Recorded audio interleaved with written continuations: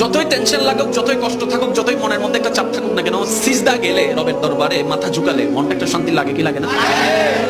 ব্রেনের মধ্যে একটা স্বস্তি আছে কি আসে না? মেন্টালি ভাবে একটা রিল্যাক্স ফিল হয় কি হয় না? আপনি শুনলে অবাক হয়ে যাবেন, সিজদার যে পজিশনটা, অর্থাৎ যে স্টাইলে আমরা রবের দরবারে ঝুঁকি, সুবহান রাব্বিয়াল আলা বলে আপনি আমি আমরা যে পজিশনে থেকে রবের প্রশংসা করি, ওটা এমন একটা পজিশন যখন কপালটা মাটিতে, নাকটা মাটিতে, হাতটা মাটিতে। এবার বিজ্ঞান বলছে মানুষের ডিপ্রেশন কখন হয়, দুশ্চিন্তা কখন হয়? ব্রেনের ফ্রন্টাল ফ্লপের মধ্যে যখন নেগেটিভতা বেড়ে যায়, পজিটিভতার লেভেল কমে যায়, নেগেটিভ এনার্জি বেড়ে যায়, পজিটিভ এনার্জি কমে যায়, তখন মানুষ দুশ্চিন্তায় চলে যায়, ডিপ্রেশনে চলে যায়, হতাশায় চলে যায়। আর এটা এমন একটা মারাত্মক রোগ, অনেকেই সুইসাইড পর্যন্ত করে ফেলছে। এটা থেকে বাঁচার জন্য অনেকেই সুইসাইড করে, অনেকেই বিষ খেয়ে ফেলছে, অনেকে ঘুমের ওষুধ খেয়ে ফেলছে, কারণ এটার মাত্রা ওই লেভেলে।